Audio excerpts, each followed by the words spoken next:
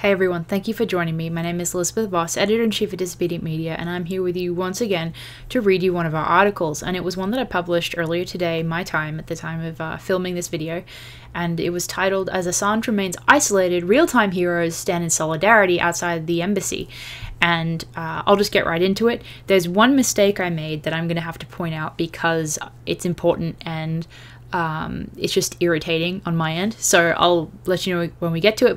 But also, it's a good time to bring up what I've said in a number of my videos, but is really good to emphasize, which is that I try to be as accurate as I possibly can, and sometimes I make a mistake, and I'm always really happy when people point those out to me so that I can fix it and so that I can become a more accurate reporter, because I always hate, it really irks me when I misreport information unintentionally. So with that said, we'll get right into it. And most of the article's fine. It's not a problem. It's just that the one little bit that I got wrong pisses me off.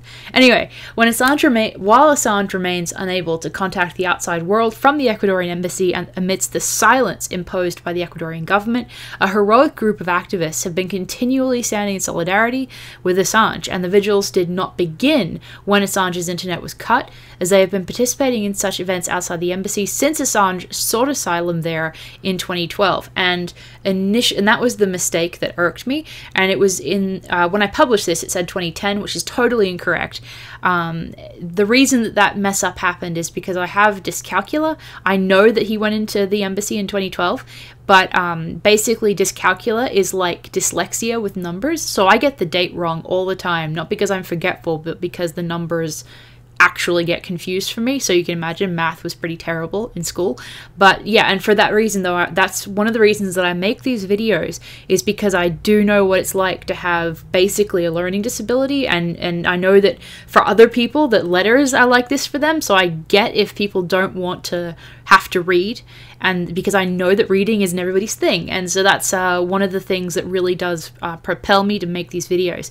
And if I was more high-tech, I'd probably just make them into a podcast and not have to be visual, but this is the low-tech version of what I have. So with all of that out of the way, I'll just continue. But I was really happy that somebody pointed out that mistake to me, because it was totally unintentional, and I know the year that Assange went into the Ecuadorian embassy.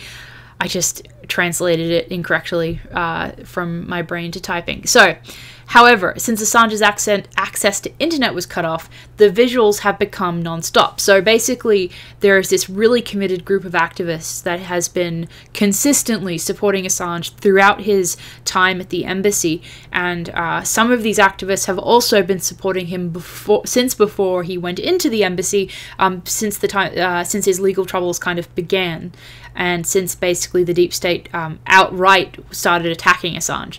And those individuals are extremely selfless and courageous, and Disobedient Media sought out these amazing activists to speak to them and get their perspective on what solidarity with WikiLeaks really means.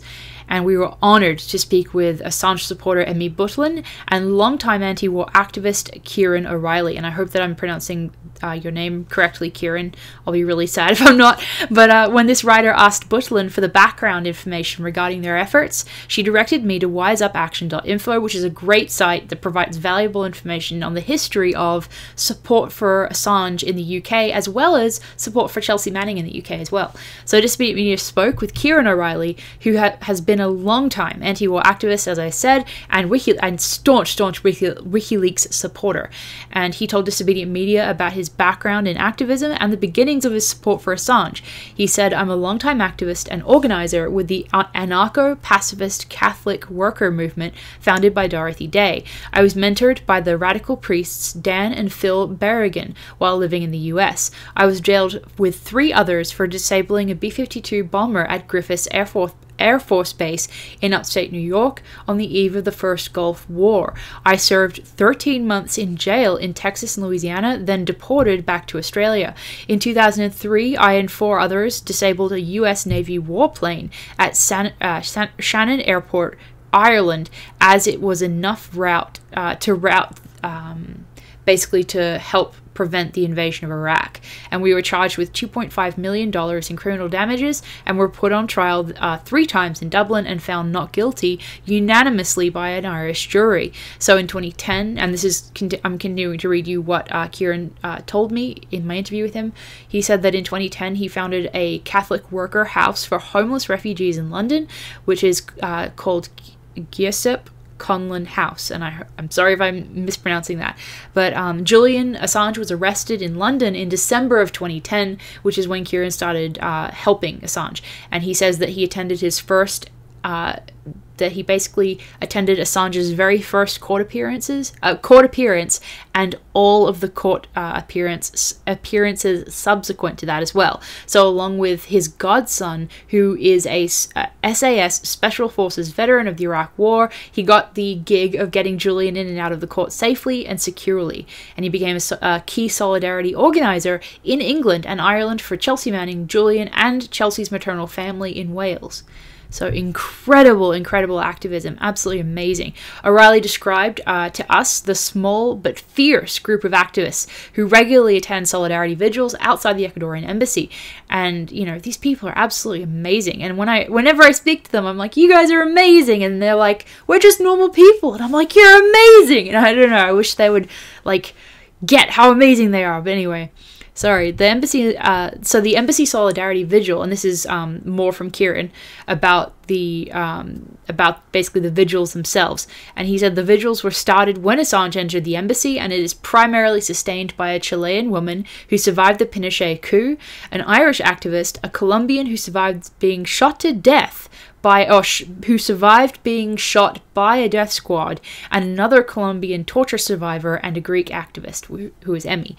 O'Reilly described his motivations for attending the vigils, saying, quote, in Catholicism, in the Catholic tradition, to vigil is to stay awake, sometimes to danger as society slumbers, in this case in solidarity with someone under threat. Julian and Chelsea are in trouble for exposing a war millions marched against. If you marched, you incited their and others' resistance, whistleblowing, and publishing. So proactive solidarity is required when the people you incited get in trouble with the state. And he described the hypocrisy of the lack of support for Assange and from Western humanitarian NGOs. He said, quote, I have experienced detention in England, Australia, and Ireland under counter-terrorist legislation for anti-war activity. There is presently an inquiry into British Special Branch hacking, My9, and other people's emails. So public response to the vigils ranges from support to cynicism, and the Guardian newspaper has run a constant character assassination of Julian since 2010, and that is the correct date there, and this undercuts the liberal left support which would have otherwise flowed his way. Organisations such as Amnesty International, Campaign Against the Arms Trade, Stop the War, etc., who benefited from the work of Julian, Chelsea, and WikiLeaks, abandoned them once they were targeted by the state. And again, that's Kieran, who I'm quoting there. And Kieran O'Reilly described the group of activists who regularly attend these vigils and gave his thoughts on what people who support Assange but cannot travel to the UK to express solidarity in person can do to help, emphasizing the value of creativity and non-violence. He said, quote, the vigil group is small and dedicated. We have done lots of solidarity gigs for Chelsea Manning, Chelsea's mum and family in Dublin and Wales, with speakers and music, building a broader community of solidarity, non-violent interventions. I recently confronted British Foreign Affairs Minister Boris Johnson in Dublin over the detention of Julian specifically, but non-violent creative tension is what is needed. And so that's the end of that quote. O'Reilly's description of creative, non-violent, but direct intervention on behalf of Assange is something to keep in mind, especially in light of the continual questions in response to Assange's current situation that express a sense of powerlessness and even hopelessness. O'Reilly further advised Assange and WikiLeaks supporters to read up and plagiarize from solidarity campaigns in the history of the US. All power to the imagination. I thought that was an incredible answer. It definitely wasn't what I was expecting, and I thought that was really great to hear that. So when asked to describe the amount of time spent by himself and others and other members of these solidarity vigils with Assange, O'Reilly responded, quote, it's been a lot of time, but the time and discomfort are pretty minimal in context and comparison with what Julian has been through. As the IWW used to say, he's in there for us, we're out here for him. That was an awesome response. So in response to those who often react to reports of the human rights abuses suffered by Julian Assange by media attempting to snidely claim that Assange is free to leave the embassy whenever he pleases, O'Reilly told us media that the cynical assessment is from someone who has never been detained in their lives. It speaks to an ignorance born of privilege. I've spent roughly 2 years in various prisons, and I have also been detained by the state without walls or fences. Detention is when those in power draw a line and threaten you with worse to come if you cross it. I think Julian is the person in human history who has exposed and pissed off the most amount of powerful people in the shortest amount of time. They have a lot of pain planned for him if they get their hands on him. And earlier today, O'Reilly also described a compelling interaction with on Twitter during one of these latest and most recent vigils, and he said, quote, "From Julian Assange Solidarity Vigil outside the Ecuadorian Embassy in London, I was talking to a guy at the vigil yesterday who had been detained and tortured in Guantanamo. He was very thankful for the work of WikiLeaks and Julian exposing torture.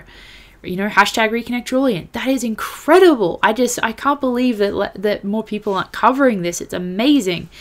Anyway, but Emmy Butlin's YouTube channel highlights a vigil held outside the Ecuadorian embassy very recently on March 28th, which I believe was the first day that Assange was going through his internet being cut off. And in this video, O'Reilly is seen describing the enormous length of time spent by WikiLeaks editor-in-chief in arbitrary confinement, as well as the fact that Assange's internet had been cut. And yeah, so it was the first day that took place. And what else does he say? During the clip, O'Reilly addresses the fact that if Julian Assange steps outside the embassy, he will be arrested, which is something that a lot of people need to hear, because I keep getting responses to my content on this subject saying that Assange is just free to leave whenever he likes. And so I think it's really important to hear the people on the ground and hear and listen to what they have to say. And O'Reilly praises the Ecuadorian government for providing sanctuary to Assange for so long, and Julian characterizes Assange as a political dissident whose life is threatened by the United States. And he said, quote, "One can only imagine the pressures put on their government," meaning the Ecuadorian government, "that they would take such an action to cut the internet off. Also, the banning at the moment of visitors is a terrible thing. I was a prisoner for about 2 years, but I always had access to visitors, so this is pretty outrageous that Assange has been denied visitors at this stage." O'Reilly also commented on the irony of the timing of Assange being cut off from the outside world, which happened to coincide with the Easter holiday. And that video is courtesy of Emmy, and it's on her YouTube channel, and I've included it in the article, so I hope that you guys go watch it, and it will be in the description of this video along with the link to the article. So, Disability Media also spoke with Emmy Butlin, who is a participant in the recent 10-hour vigil online to reconnect Julian. She told this writer, quote, "The Solidarity Vigil is exactly that and can be referred to exactly that. Some core vigil people, we have formed the Julian Assange Defense Committee, or GADC, but we include everyone who wishes to be involved. We collect email addresses from passers-by who would like to be informed of actions in the London area. We email newsletters about once a month, repeat the vigil callouts that we put up on the website, which is the WiseUp.info website, and we share the reports on actions again that are put up on the blog. And the WiseUp.info site is a repository of information to support Julian Assange and Chelsea Manning. Because of her happy release last year, the number of actions have stopped for Chelsea. Various people are involved, and some of whom participate in the vigil, but some are not participating currently due to living distance and living far away. But Emmy described the mind-boggling cost of policing Assange during his arbitrary detention in the embassy. She described how the cost of policing was so extremely high in 2014 that by 2015 the cost was made classified. She said the moment that they removed the uniformed police in October 2015, they immediately classified the spending as covert surveillance, and they do not wish to give away operational matters apparently. And she actually attempted to reverse and address that move by writing to the relevant UK officials in the London Assembly. Through her questions on the cost of policing operations at the embassy, though her questions on the cost of policing went unanswered, the letter embodies the spirit and initiative of those activists who regularly attend vigils in support of Assange's freedom at the Ecuadorian embassy. And so when Disobedient Media inquired as to the methods by which the public could financially support this group of intrepid activists, Emmy told this writer, quote, "We have never crowdsourced or fundraised. Neither have we received any funds from anyone else." And so this lack of external funding and fundraising speaks yet again to the selflessness of those who stand in solidarity with Julian Assange year in, year out, week in, week out, you know, for hours and hours and hours at the Ecuadorian embassy. In the same vein, when this author mentioned The View that the group were real-life heroes, Emmy responded, quote, "Simple people, just simple and ordinary. Most of us are just very ordinary." And I thought, that just blows me away. Emmy and Kieran and everybody that stands at the Ecuadorian embassy in solidarity with Assange, you guys are absolutely incredible. And I hope that at least, you know, you can get some just spotlight on the fact that you guys are doing such an amazing thing. And it doesn't have to be like ego attention, but just the fact that you guys do stand up and do that. It's not trying to like kiss up. It is trying to shine a spotlight on you all because you are an inspiring example to the rest of us. And even if we can't actually be there in physical, you know, person and stand at the embassy with you, it is inspiring to see the initiative that you guys have taken and the creativity, as Kieran mentioned, that you guys have in handling this.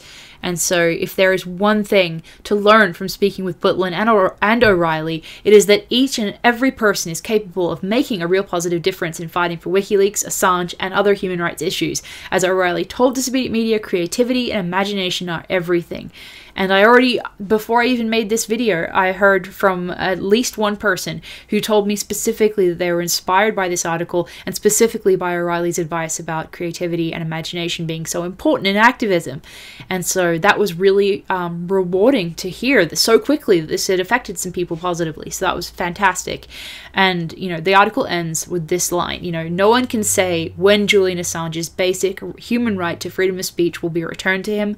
However, we can confidently predict that the continued support of a small but intrepid group of activists standing in solidarity with Julian outside the embassy will not waver anytime soon."